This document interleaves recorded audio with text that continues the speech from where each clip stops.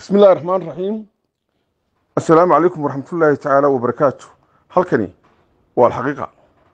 falada barnaamijkeenu maanta waxa weeyaan dowladda xasan sheekh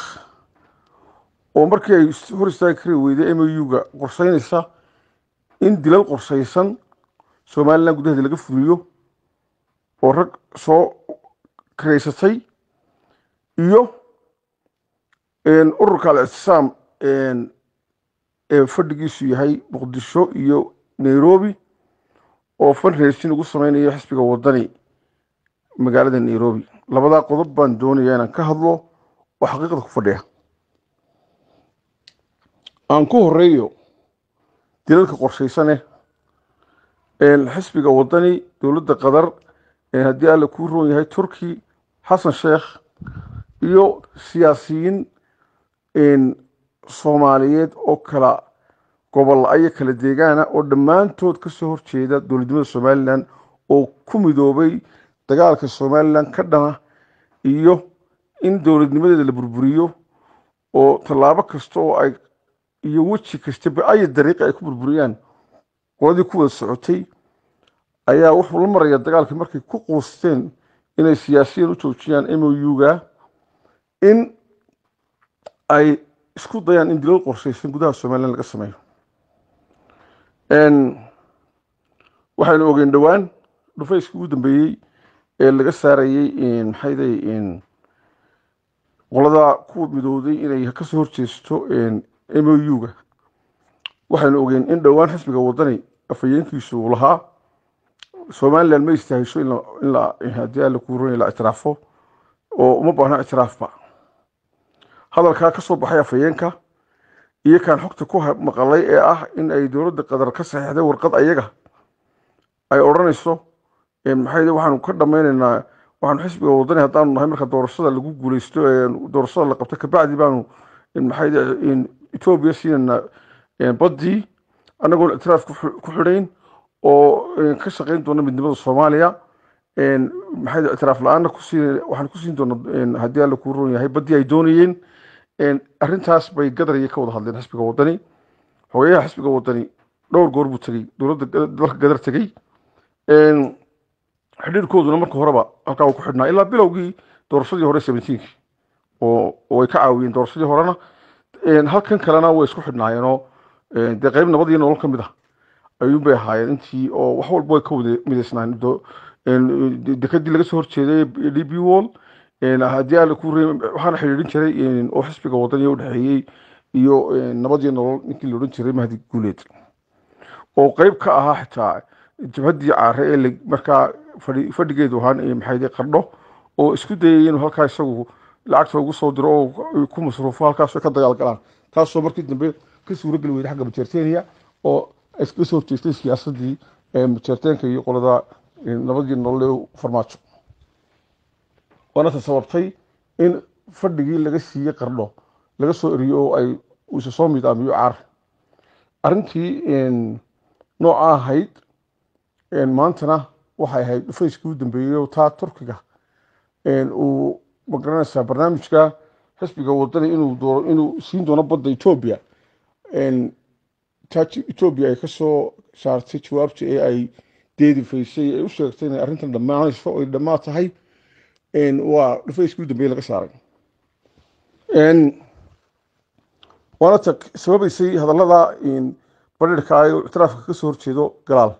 inuu inoola badheero oo uu isagoo afkiisa ku hadlaya oo Ingiriis ku hadlaya waliba maqashiinaya kuwii dee ay wax isku ogaayeen iyo dowladdii Ethiopia inuu magaranaysa ku dhiirado. maanta ninka lagu raa Mahdi Guuleed oo nabad iyo nolol hayo Xasan Sheekh iska soo horjeedeen waxa weeyaan ninka kaliya maanta Xasan Sheekh la taliyaha uga Soomaaliland gudaheeda oo ka soo jeedo waa ninka kaliya ee nin kastoo Soomaaliland u dhashay oo Muqdisho tagay waxaan damiirkiisu siinay isaga uu siinayay wax waliba u fudud yihiin wax kasta oo loo dirana xitaa aan magaranaysaa dee fulinaya ninkaasi labada nin ee kale ugu sarreeyay ee u dhashay Soomaaliland ninka Saalax la yiraahdo iyo Cabdi Xaashi oo midnimada aaminsan oo mabdiisa ku adag qaladka ah saameynna kuma leh reerkooda iyo deegaanka ka soo jeedo haddii shar iyo khayr toona nooma geysto oo horaan u sheegan kuri waa subxaanyo cabdi xaashi subxaanyadu dee waa mas aan lahayn sun oo guryaha iska joogo dumarku xitaa guryaha uga cararin waxaan uga jeedinaa inaanu shar iyo khayr toona somaliland u geysan dembiga keliya uu kala mid yahay kuwa kale dee waa beentaa uu sheegaya uu leeyahay somaliland baan matala oo iidan qudhadu dembi ah intaa marka laga tago isagu waa ninka qudhay marka xasan sheekh uu tallaabooyin qaadayo inaga dhan ah idhaahda ma anagoo midnimadii doonayna kula joogna ayaad reerkaygii ka weeraraysa halkan intaana waan u hayaa aan kusoo noqdo mahdi guuleed la taliyu inta dambeba u ahaa isaga oo loo soo xusay inuu yahay qof bilaa damiira oo wax wala loo diraba fulinaya ifan haddii la idhaha reerkiina soo gub oo bamkaa dhex ka dhig inuu magaranaysa isku dayay ninkaasi wuxuu yimi garowe daraato isagoo oo wata nin la yidhaha haashim cabdiqaadir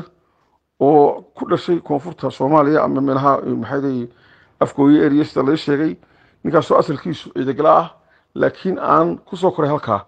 ninkaas waa nin tababaran oo sniper ah oo shooter ah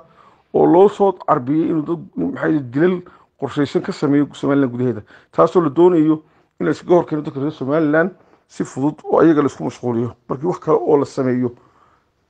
walba la isku dayay ay u suurageli weyday awood military usoo weerarano ay nagu soo beereen ay yeelan waayeen ninkaasi koox kale ku xidhan yahay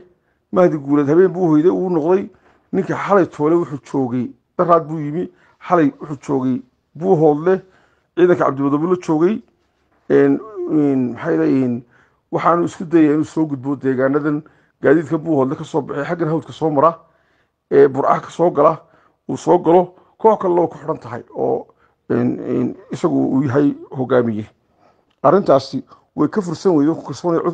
warkaas ku kalsoonay way ka fursan weyday inaan sheego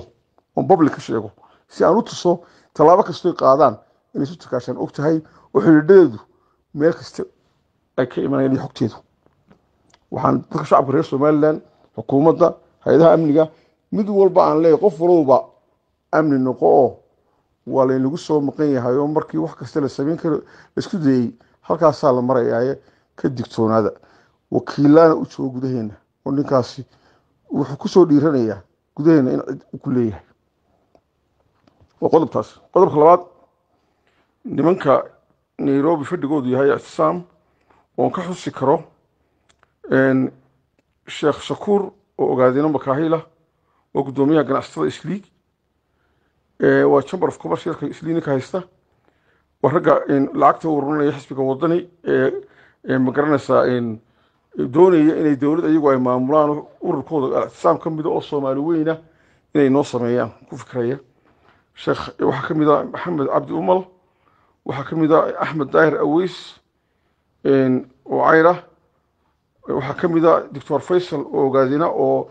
kii aan hore u sheegay burca joogay ah oo berigaa burca aan ku qayliyay intuu bil dhuuntay markii dambe farant kala baxaya imikana nairobi joogo arrintaa ka shaqaynaya oo joog hoose ku duulaya burcana ka shaqaysta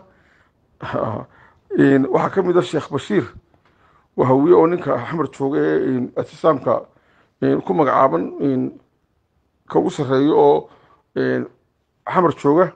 dhammaan shantaa xubnood ee aan sheegay oo guddida fundraisingka u sameynaysa ee lacagta u ururinaysa wadani taladoodii u dambeysay oo aan magaranaysaa inay u suuro geli karto iyo inaan u suuro geli karayna ay isla garteen ay soo hadal qaadeenna waxay ahayd sidaan xogta ku hayo inay ciro ka reebaan musharaxnimada oo lacag siiyaan laluusha 3.5 milyan sida iyagu shirkoodii u dambeysay ay ku wada hadleen xersina ay ka dhigaan guddoomiye amiin musharax ama cid kale oo ay ku kalsoon yihiin oo isaga ahayn oo markaa magaranaysaa la raadinayo nimankaasi almuhiim cirraamaha ka yeela amaha iska daayee lacagta ay ururinayaan nimankaasi oo labada qabiil ee hawiye daarood ah oo u badan weliba qolada ogaadeen ictisaam ururka leydhaana ka wada tirsan waxay ururinayaan lacagta madaxweynaha somaliland loogu sameynaya iyagoo ay wataan waa arrin xaqiiqda ku fadhida oo haddii dad aan ku kalsoonahay aan xogtaa ka helay dad aan aada ugu kalsoonahay waxaan shacabka reer somaliland u sheegaya dagaalka cidda inagu wada somaliland lagu soo qaaday ee laascaanood ka bilaabmay ee boorama la gelgelay ee deegaanada garxajka loo qorsheeyey ee ay kici waayeen u suurogeli weydey waa mid inagu maqan oo weji kasta yeelanayo oo la isku dayayo sidii